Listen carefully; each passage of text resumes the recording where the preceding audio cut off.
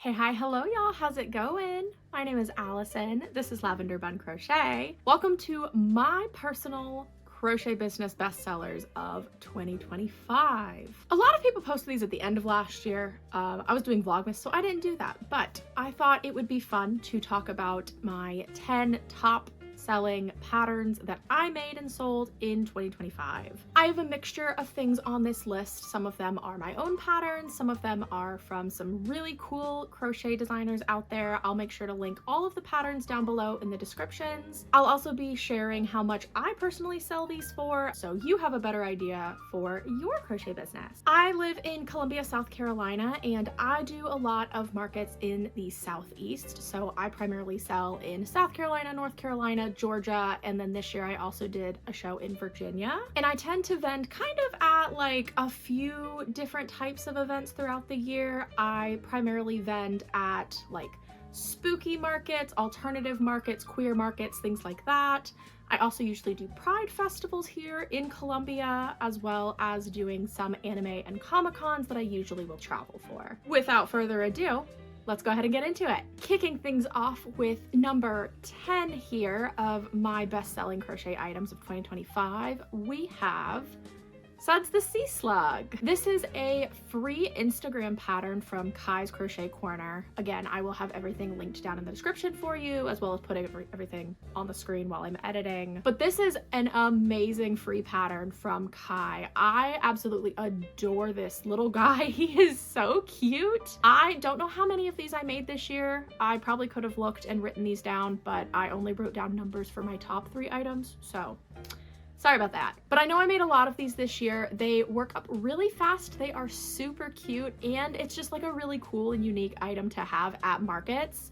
And the people who find them and they know what they are get so excited about them when they see them. I've made a lot of sales that way. And again, it's just kind of like a unique crochet item that you don't really see at a lot of people's booths. So I don't know, I really like it. It's also really customizable in terms of the color combinations you can do. You can also add spots if you want, or any other kind of like embroidery detail. I made one out of Big Twist Posh this year in the like neon green color. I made a brat slug, and he was one of my favorite things I made all year. The person who bought it, like, obsessed with him.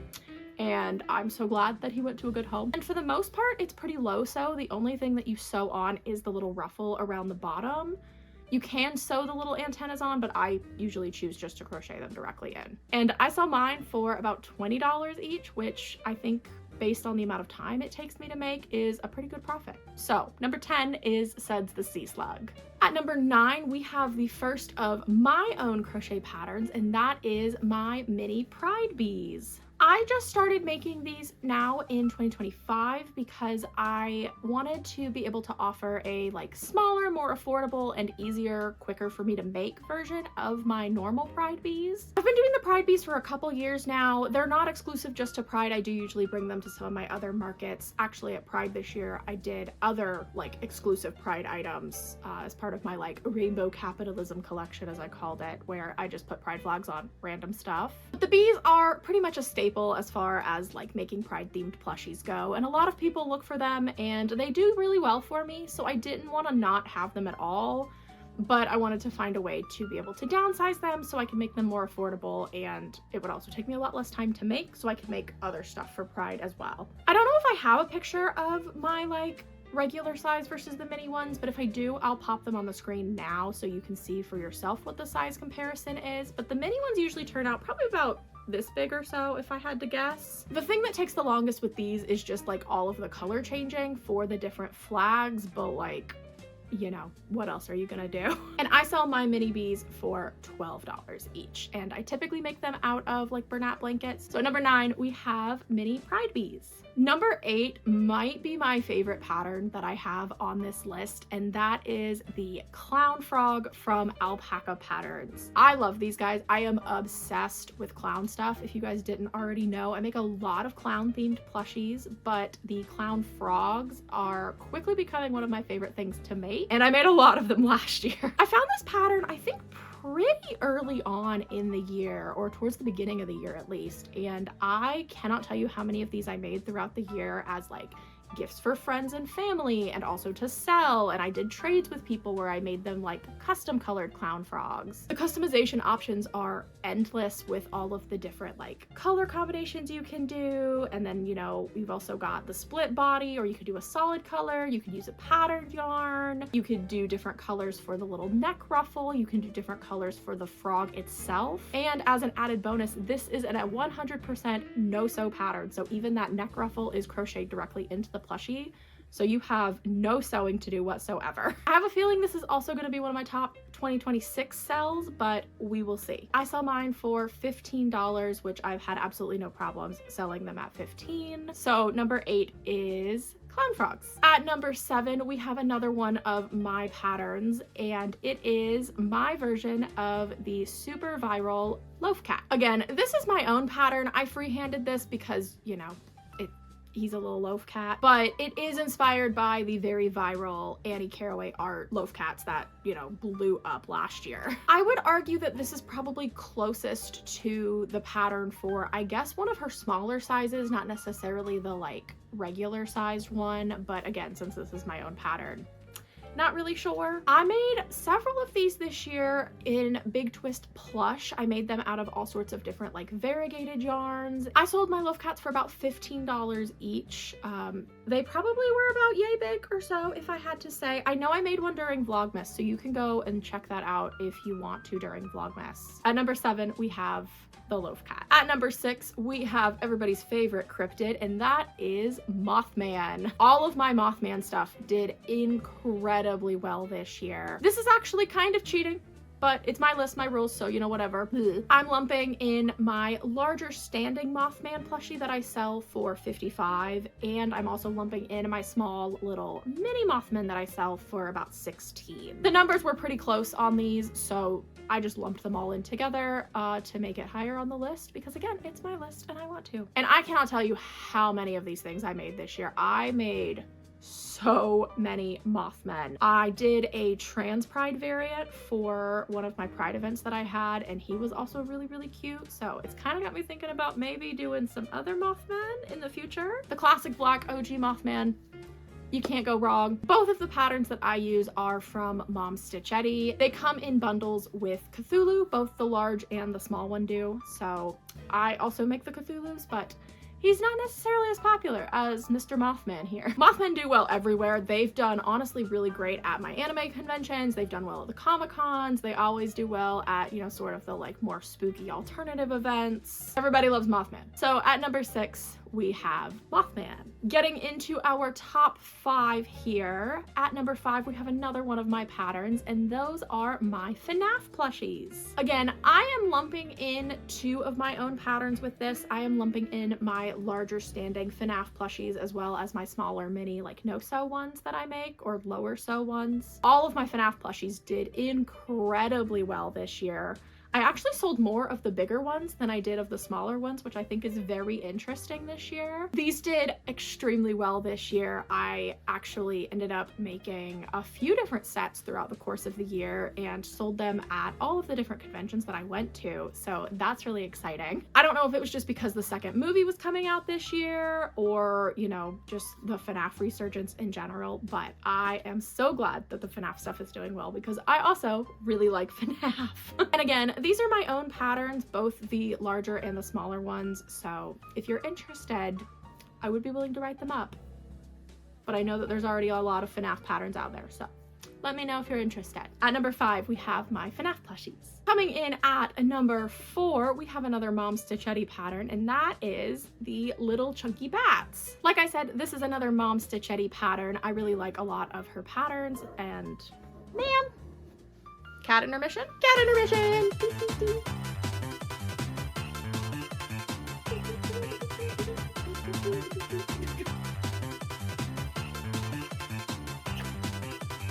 These always do really well for me. These usually do better amongst the like more alternative sort of spooky crowd, more than, you know, like the anime Comic-Con crowd. However, I did sell a couple at some of my anime shows, so. This honestly is probably one of my least favorite patterns that is on this list, and it's mostly just because it's kind of annoying to sew everything together. I think this would be higher up on the list if I were willing to make more of these, which Honestly, I'm kind of not, and that is mostly just because sewing on the wings and the ears to this little body is just kind of annoying when it's that small of a plushie, and like, I don't know. I feel like sewing the wings on is also kind of tricky to be able to get it right, and then photographing them is kind of difficult. In 2026, I would like to try and design my own little chunky bat that I don't necessarily have to sew all those things onto, but I do still really like this pattern, and I made lots of them this year, and apparently people that shop from me really liked them. I do also want to mention that Mom Stitch Eddie also has a larger like standing bat pattern that is very cute.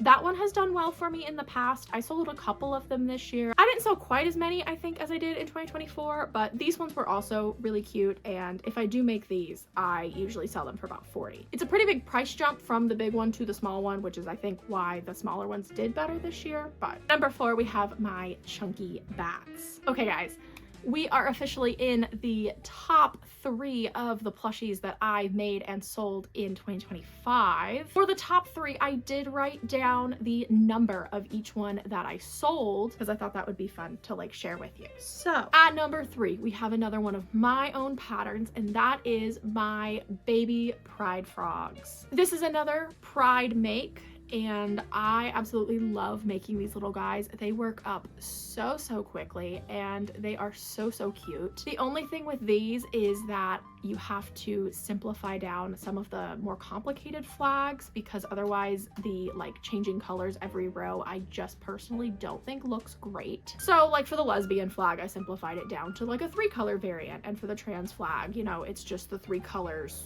in the order that they would be, you know, in half of the flag instead of the whole flag repeating, stuff like that. These are my own pattern. I did create these on my own, but they are based on the really popular Baby Leggy Froggy from Not Jaded Co. She is the creator of the original Leggy Frog. I did buy the original Leggy Frog pattern, and I haven't tried to do those in pride flags, but I decided not to buy the Baby Leggy Frog pattern, and I decided to try to see if I could make one on my own, and I think I did an okay job. I think I was pretty successful, if I do say so myself, but it is inspired by her design. So I will also link that pattern below, even though that is not the one that I use. I sell my baby pride frogs for about $12 each, and I do offer when people buy it, if they would like, I can turn it into a keychain or a bag charm for free. And I do have a lot of people that take me up on that. So I do have a lot that will want to turn them into like a keychain and put it just on like a ball and chain with a carabiner. And I had a lot of people who use them as like bag charms this year. So people put them on their purses and their tote bags and things like that. I am also one of those people. I kept a lesbian pride flag frog for myself, and he hangs out with my Labubu. I get a lot of compliments every time I go out, so I'm really glad to have him on my keys, and also, you know, he's just cute. Gay people love frogs. Turn the friggin' frogs gay. Do you understand that? Turn the friggin' frogs gay. Serious crap gay. Frogs friggin' frogs. It's not funny. And I sold 53 of my baby pride frogs this year. 53!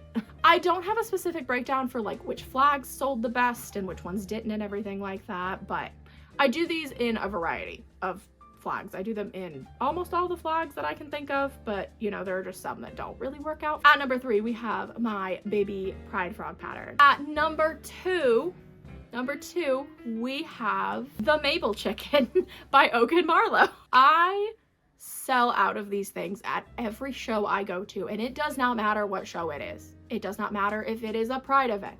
It does not matter if it is a punk flea market or an alternative market. It doesn't matter if it's an anime show or a Comic-Con. I cannot keep chickens in stock to save my life, and I don't know what it is. They're very cute, don't get me wrong, but the amount of vendors that I see that have Mabel chickens, and I'm still selling so many Mabel chickens, is insane to me. It's a great pattern to work on while you're watching TV. It's very easy to make. He's very cute. It's a great market prep item or prep ahead item. It's really versatile. You can use whatever kind of yarn you want. You can use whatever kind of colors or patterns or whatever you want to. I've even done pride flag chickens, and those usually do really well for me as well. I sold an insane 72 Mabel chickens this year.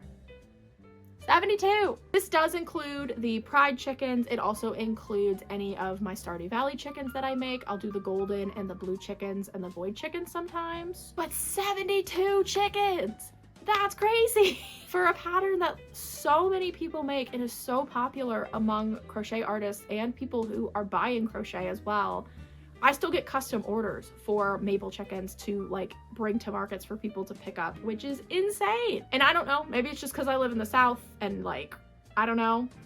A lot of people have chickens here, so maybe that's like part of it. So at number 2, we have the maple chicken. Now, before I tell you what my number 1 best-selling item of 2025 was, I thought I would mention a couple of my like runner-ups that were like really close to being on this list, but didn't quite make the cut for getting on the list, just to, you know, drum up some anticipation or whatever. My number 11th item was my mini ghost, my no-sew mini ghost pattern. This is a year-round staple for me and I sell it year-round. Number 12 was actually not a crocheted plushie. It is a wearable, and those are my crocheted bear bucket hats. The pattern I use is from Jingo Crochet. I love this pattern. It's so cute. It's just like a bucket hat made out of blanket yarn with a little ruffly brim and little bear ears attached to it. So cute, and they do so well for me at my markets, and they're a practical item because they do keep your head warm. I have a couple that I've kept for myself, and yeah, can attest. Number 13 is Mr. Cthulhu, everybody's second favorite cryptid. He didn't quite make the list with his buddy Mothman, but that's okay. I still made and sold a lot of these this year.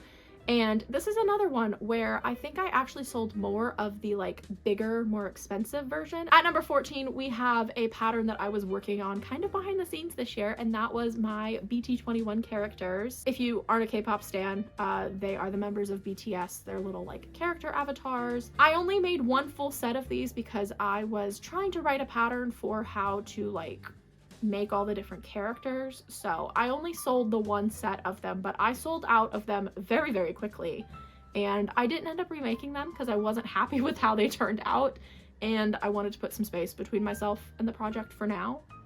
I feel like if I had made more of these this year, they would probably be higher up on my list, so that might be something to revisit in 2026, as well as maybe some Skazoo patterns, Annie tees,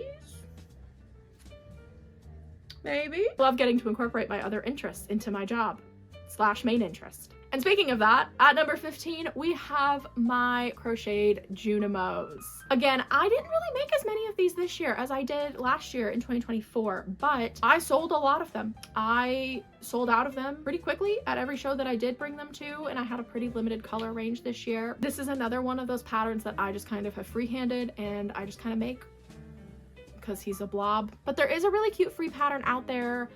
I cannot remember who it is by right now. It starts with an M, but I will link it down below. I think that's the one that most people end up using. And finally, for my number 1 top crochet selling plushie in 2025, for the 3rd year in a row, is my crochet baby possum. I sold 87 of these this year. And I think that number is wrong. I am pretty sure that I am missing several sales in there because I don't really keep the greatest track of the number of things I'm selling. I forget to write stuff down all the time. I forget. My baby crochet possum pattern I sell for $15, and I make him out of blanket yarn. He is 100% no-sew, and I can't keep them in stock no matter how hard I try. I have literally brought 50 of them to an event and sold out of them at that event and had people asking me for more. So like, I think I could literally only make possums and probably still sell them. This includes 2 variants of the baby possum, normal, like regular round cute safety eyes, and then also little dead X-eye versions.